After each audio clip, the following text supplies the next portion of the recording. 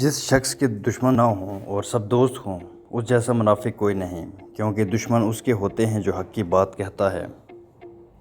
زندگی میں اگر کچھ کھونا پڑے تو یہ 2 لائن یاد رکھنا: جو کھویا ہے اس کا غم نہیں، لیکن جو پایا ہے کسی سے کم نہیں۔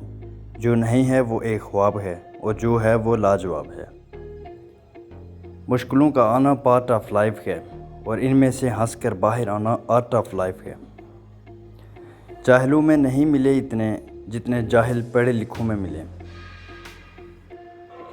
آرزو یہی ہے تیرے ساتھ دیکھوں دنیا کی نعمتیں اور جنت کی رحمتیں۔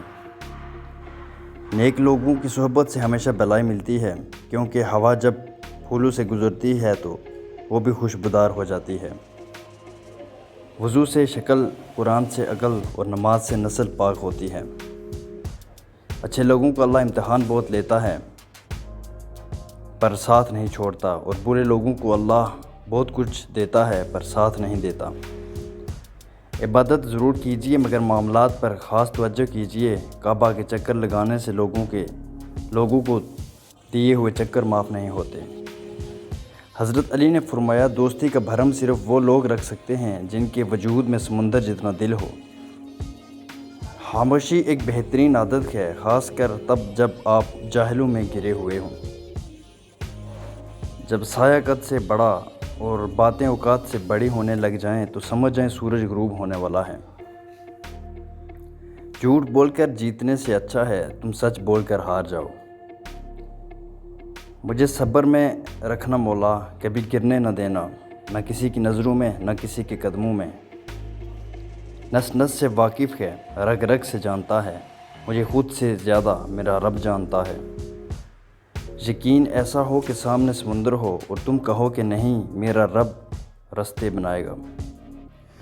مولا علی نے فرمایا، خدا کو ناراض کر کے لوگوں کو راضی نہ کرو، کیونکہ لوگوں کے بدلے دوسرے لوگ مل سکتے ہیں، پر خدا کے بدلے دوسرا خدا نہیں مل سکتا۔ رب سے جب بھی مانگو رب کو ہی مانگو، جب رب تمہارا ہوگا تو سب تمہارا ہوگا۔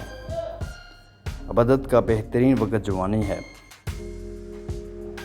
توبہ ایسا دروازہ ہے جو موت کی ہچکچی تک کھلا رہتا ہے۔ دعا ایسا عمل ہے جو تقدیر کو مات دے سکتی ہے۔ ضمیر ایسا ساتھی ہے جو ہمیشہ حق کی راہ دکھاتا ہے۔